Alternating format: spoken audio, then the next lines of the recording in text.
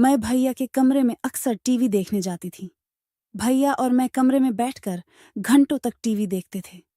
एक दिन भैया ने मुझे कुछ ऐसा दिखाया जिसे देखकर मेरे रोंगटे खड़े हो गए। मैं तुरंत अपनी आंखें बंद कर ली और बोली, भैया, आप ये क्या दिखा रहे हो मुझे? मैं आपकी बहन हूं, जरा सा भी शर्म नहीं लग रहा है? तभी भैया ने मुझे वहीं बेड पर, हेलो दोस्तों, मेरा नाम अर्चना है। मेरी उम्र 18 साल है। मैं उत्तर प्रदेश के एक छोटे से शहर में रहती हूँ। मेरे परिवार में कुल 4 लोग हैं। मैं, मेरा बड़ा भाई लवकुश, मम्मी और पापा। हमारे पड़ोस में 3 और परिवार रहते हैं, शर्मा परिवार, वर्मा परिवार और सिंह परिवार। हम सभी एक ही गली में रहते हैं और एक दूसरे के बहुत करीब हैं। मेरा भाई लवकुश मुझसे 2 साल बड़ा है और हमेशा मेरी रक्षा करता है। बचपन से ही हम दोनों बहुत शरारती रहे हैं। लेकिन आज मैं आपको जो कहानी सुनाने जा रही हूँ, वह हमारे जीवन की सबसे रोमांचक और रहस्यमयी रात की कहानी है। उस रात ऐसा कुछ हुआ जिसने हमारे पूरे परिवार को हिलाकर रख दिया। यह बात पिछले साल की है। सर्दियों की एक ठंडी रात थी, जब पूरे मोहल्ले में बिजली चली गई। चारों ओर घना अंधेरा था और दूर से कुत्तों के भौंकने की आवाज आ रही थी। पापा ने मोमबत्तियां जला दी और हम सब ड्राइंग रूम में बैठकर बातें कर रहे थे। तभी अचानक हमारी खिड़की पर किसी ने दस्तक दी। मैं और लवकुश एक दूसरे को देखने लगे। इतनी ठंडी रात में कौन आ सकता था? पापा ने खिड़की खोली, लेकिन बाहर कोई नहीं था। हमें लगा कि शायद कोई मजाक कर रहा है। लेकिन फिर कुछ मिनटों बाद शर्मा परिवार के घर से किसी के चीखने की आवाज आई। हम सब घबरा कर उनके घर की ओर दौड़े। वहां पहुंचते ही देखा कि अंकल आंटी डर के मारे सहमे हुए थे। उन्होंने बताया कि उन्होंने किसी को अपने आंगन में परछाई की तरह चलते हुए देखा है, लेकिन जब वे बाहर निकले तो वहां कोई नहीं था। अब मामला अजीब होता जा रहा था। हम सब ने फैसला किया कि मोहल्ले में पहरा देना होगा। मैंने और लवकुश ने तय किया कि हम छत पर बैठकर निगरानी करेंगे। रात के करीब 1 बजे हमें एक काली छाया तेजी से गली में दौड़ती दिखी। लवकुश ने तुरंत अपनी टॉर्च ऑन की, लेकिन तब तक वह छाया गायब हो चुकी थी। हम और ज्यादा चौकन्ने हो गए। तभी हमें हमारे ही घर के पीछे किसी के चलने की आहट सुनाई दी।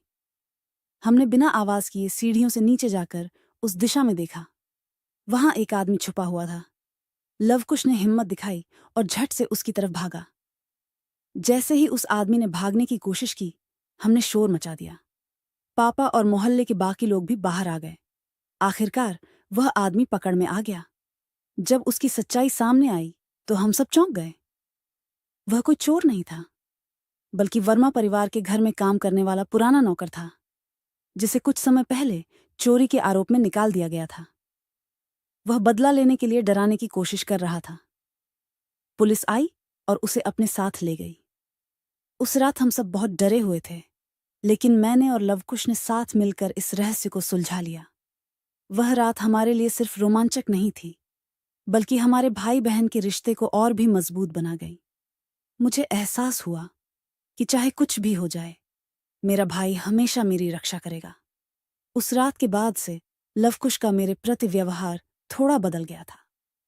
वह पहले भी मेरी परवाह करता था, लेकिन अब वह कुछ ज्यादा ही मेरे हर काम में ध्यान देने लगा था। अगर मैं घर से बाहर जाती तो वह मेरी सुरक्षा को लेकर बहुत सतर्क रहता।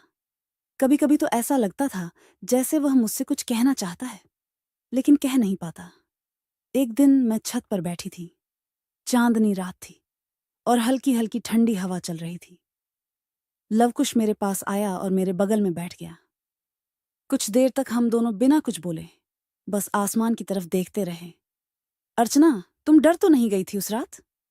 उसने अचानक पूछा। मैं मुस्कुराई। डर तो लगा था, लेकिन तुम्हारे साथ होने से हिम्मत भी थी। वह हल्का सा हंसा, फिर गंभीर हो गया। तुम जानती हो, जब मैंने उस आदमी को भागते हुए देखा था तो मेरे अंदर अजीब सा गुस्सा आ गया था। मुझे लगा अगर उसने तुम्हें कुछ किया होता तो मैं उसे छोड़ता नहीं। मैंने उसकी तरफ देखा। उसकी आंखों में एक अलग ही चमक थी, कुछ ऐसा जिसे मैं पहले कभी नहीं देख पाई थी। ऐसा लगा जैसे वह कुछ और कहना चाहता है, लेकिन कहने से डर रहा था। तुम हमेशा मेरी रक्षा करते हो ना? मैंने धीरे से कहा। उसने मेरी तरफ देखा, फिर हल्की मुस्कान के साथ बोला, तुम मेरी छोटी बहन हो और तुम मेरी सबसे प्यारी चीज हो। तुम्हें कोई भी तकलीफ दे, ये मैं सहन नहीं कर सकता। मुझे महसूस हुआ कि हमारा रिश्ता सिर्फ भाई बहन का नहीं था, बल्कि उससे भी गहरा था। एक ऐसा अटूट बंधन जहां प्यार, देखभाल और एक दूसरे के लिए समर्पण था। उस रात के बाद जब भी मैं डरती, वह मेरे पास होता। जब भी मैं खुश होती, वह मेरी खुशी में शामिल होता। हमारे बीच एक ऐसा रिश्ता था जिसे शब्दों में बयान करना मुश्किल था। जहां प्यार था, लेकिन बिना किसी नाम के। जहां देखभाल थी, लेकिन बिना किसी शर्त के। चांदनी रात की वह मुलाकात मेरे दिल में कहीं गहरे उतर गई थी। लव कुश का वह बदला बदला सा व्यवहार, उसकी आंखों की चिंता और उसकी हर बात में मेरी सुरक्षा को लेकर सतर्कता, यह सब अब साफ दिखने लगा था। उस घटना के बाद कई दिनों तक सब कुछ सामान्य रहा, लेकिन हमारे मोहल्ले में एक अजीब सा सन्नाटा छाया रहता था। पहले जहां बच्चे देर रात तक बाहर खेलते थे, वहीं अब अंधेरा होते ही सब अपने घरों में बंद हो जाते थे। लेकिन फिर एक और घटना घटी। एक रात जब सब सो चुके थे, मुझे हल्की हल्की किसी के कदमों की आहट सुनाई दी। पहले तो मैंने सोचा कि शायद मेरा वहम होगा, लेकिन जब ध्यान लगाया तो साफ समझ आया कि कोई हमारे घर के पीछे चल रहा था। मैं घबराकर उठी और लव कुश के कमरे की तरफ दौड़ी। मैंने धीरे से दरवाजा खटखटाया। भैया, मैंने धीरे से पुकारा। लव कुश तुरंत जाग गया।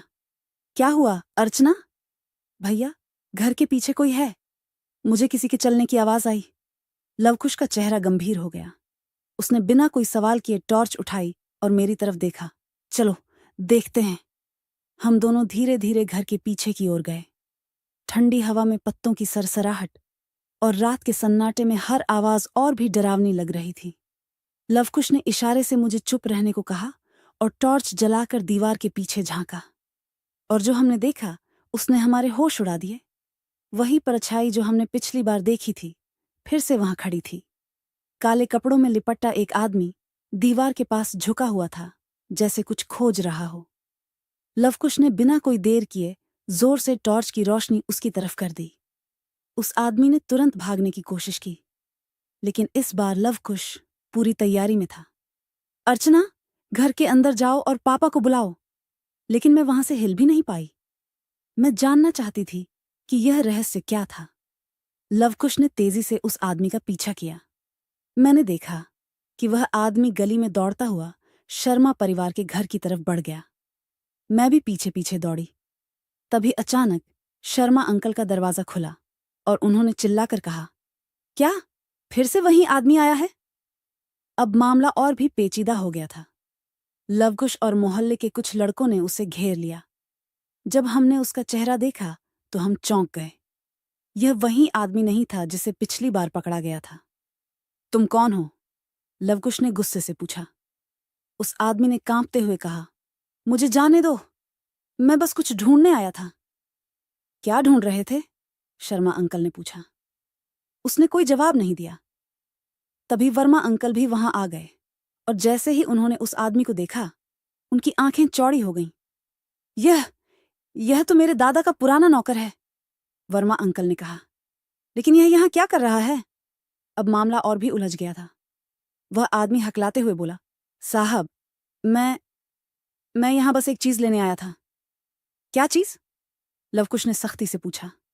वह आदमी थोड़ा झिझका, फिर धीमी आवाज में बोला, सोने की मूर्ति। अब हम सब एक दूसरे को देखने लगे। यह कोई मामूली चोरी का मामला नहीं था, बल्कि इसके पीछे कोई पुराना रहस्य था। कौन सी मूर्ति? शर्मा अंकल ने पूछा। उस आदमी ने कांपते हुए बताया कि बहुत साल पहले वर्मा परिवार के दादाजी ने एक पुरानी सोने की मूर्ति अपने आंगन में जमीन के नीचे छिपाई थी। लेकिन यह बात किसी को नहीं बताई गई थी। समय के साथ यह राज कहीं खो गया। लेकिन यह आदमी, जो उनके पुराने नौकरों में से एक था, इस बारे में जानता था। मुझे यकीन था कि वह मूर्ति यहीं कहीं दबी हुई है। मैं उसे निकालकर बेचना चाहता था, उसने कहा। पुलिस बुलाई गई और उसे पकड़कर ले जाया गया। उस रात के बाद हमारे मोहल्ले की वह रहस्यमयी घटनाएं बंद हो गईं। लेकिन हमारे लिए यह एक सीख थी।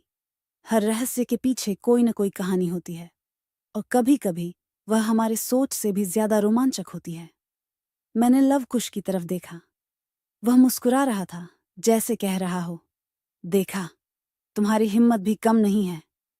उस रात के बाद सब कुछ सामान्य होने लगा था, लेकिन मेरे और लवकुश के रिश्ते में एक नया एहसास आ गया था।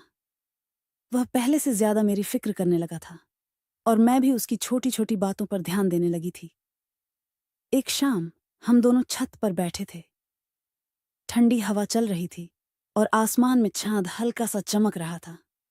लवकुश अपनी किताब पढ़ रहा था और मैं बस चुपचाप उसे देख रही थी। क्या हुआ, अर्चना? उसने अचानक पूछा। कुछ नहीं, मैंने जल्दी से नजरें हटा लीं। झूठ मत बोलो, तुम कुछ सोच रही हो, उसने मुस्कुराते हुए कहा। मैंने गहरी सांस ली और कहा, भैया, क्या तुम्हें कभी ऐसा लगता है कि कोई रिश्ता सिर्फ खून का नहीं होता, बल्कि उससे भी गहरा होता है? लवकुश थोड़ी देर चुप रहा, फिर धीरे से बोला, हाँ, कुछ रिश्ते दिल से बनते हैं, जिनमें कोई शर्त नहीं होती, बस एक दूसरे का साथ सबसे जरूरी होता है। मैंने उसकी आंखों में देखा। उनमें एक अलग सा भाव था, एक सुरक्षा, एक अपनापन, और शायद कुछ और भी जिसे मैं समझ नहीं पा रही थी। कुछ दिन बाद मम्मी ने कहा कि हमें बाजार जाना है, क्योंकि मेरे जन्मदिन के लिए नई ड्रेस खरीदनी थी। मैंने सोचा कि भैया शायद जाने में दिलचस्पी नहीं लेंगे, लेकिन जैसे ही उन्होंने सुना कि मैं जा रही हूं, वह खुद ही तैयार हो गए। बाजार में बहुत भीड़ थी। मैं एक दुकान से दूसरी दुकान तक घूम रही थी, लेकिन कोई भी ड्रेस पसंद नहीं आ रही थी। लवकुश चुपचाप मेरे साथ चल रहा था। तुम इतनी कंफ्यूज क्यों हो? उसने अचानक पूछा। कुछ समझ नहीं आ रहा कि कौन सी ड्रेस अच्छी लगेगी, मैंने कहा। वह हल्का सा मुस्कुराया, फिर एक दुकान में घुस गया। कुछ मिनटों बाद वह एक खूबसूरत पिंक और सिल्वर कलर की ड्रेस लेकर आया। यह कैसी है? उसने मेरी तरफ बढ़ाते हुए पूछा। मैंने ड्रेस देखी और सच में यह परफेक्ट थी। भैया, यह तो बहुत सुंदर है, तो बस इसे ले लो, उसने कहा। लेकिन तुमने कैसे चुना? उसने हल्के से मुस्कुराते हुए कहा, क्योंकि मुझे पता है कि तुम्हें क्या पसंद है। उसकी यह बात मेरे दिल को छू गई। शॉपिंग के उस दिन के बाद मैं अंदर ही अंदर कुछ अजीब सा महसूस करने लगी थी। लवकुश का मेरे लिए यूं ख्याल रखना, मेरी पसंद नापसंद को मुझसे बेहतर समझना, और उसकी आंखों में वह खास चमक, ये सब कुछ नया था। उस रात जब सब सो चुके थे, मैं छत पर अकेले बैठी थी। हल्की ठंडी हवा चल रही थी और चांद की रोशनी पूरे आंगन में बिखरी हुई थी। तभी सीढ़ियों से हल्की आहट आई। मैंने मुड़कर देखा, लवकुश आ रहा था। नींद नहीं आ रही? उसने धीरे से पूछा। नहीं, बस ऐसे ही, मैंने हल्की मुस्कान के साथ कहा। वह मेरे पास आकर बैठ गया। कुछ देर तक दोनों चुपचाप आसमान को देखते रहे। अर्चना, तुम्हें कभी ऐसा लगता है कि कुछ रिश्ते दुनिया की नजरों में एक नाम के होते हैं, लेकिन असल में वे उससे कहीं ज्यादा होते हैं? मैंने चौंक कर उसकी तरफ देखा। यही सवाल तो मैं भी खुद से पूछ रही थी। मतलब? मैंने धीरे से पूछा। वह थोड़ा झिझका, फिर धीमे से बोला, मतलब जैसे हम भाई बहन हैं, लेकिन मुझे हमेशा ऐसा क्यों लगता है कि यह रिश्ता सिर्फ इसी नाम तक सीमित नहीं है। मेरा दिल तेजी से धड़कने लगा। मैंने उसकी आंखों में देखा, उनमें वही गहराई थी जो कई दिनों से मैं महसूस कर रही थी। मैंने नजरें झुका लीं। शायद कुछ एहसास नामों के मोहताज नहीं होते भैया। लवकुश हल्का सा मुस्कुराया, फिर मेरी तरफ देखा। तुम्हें पता है, जब पिछली बार वह चोर हमारे घर आया था, तब मुझे गुस्से से ज्यादा डर लगा था। डर कि कहीं तुम्हें कुछ हो न जाए। मैं समझ नहीं पा रहा था कि यह डर सिर्फ भाई का था या कुछ और। मैं चुप रही। जब तुम परेशान होती हो तो मुझे बेचैनी होती है। जब तुम हंसती हो तो लगता है कि दुनिया सबसे खूबसूरत जगह है, और जब तुम पास होती हो तो लगता है कि बस यही मेरी दुनिया है, लवकुश ने धीमे से कहा। उसकी बातें सुनकर मेरी आंखें हल्की सी नम हो गईं। भैया, अगर यही प्यार होता है तो शायद यह दुनिया के हर रिश्ते से अलग होता है, ऐसा जिसे नाम की जरूरत नहीं होती, बस एहसास ही काफी होते हैं। उसने धीरे से मेरा हाथ थाम लिया। हाँ, और मैं चाहता हूं कि यह एहसास हमेशा ऐसा ही रहे, बिना किसी शर्त के, बिना किसी नाम के, बस हमारे दिलों में। दोस्तों, अगर आपको ये कहानी पसंद आई हो तो हमारे चैनल को सब्सक्राइब जरूर से कर देना, ताकि हम आप लोगों के लिए और भी अच्छी स्टोरी लाए। दोस्तों, अगर आप लोगों को इसका अगला भाग चाहिए तो कमेंट में नाइस स्टोरी जरूर लिखना। धन्यवाद।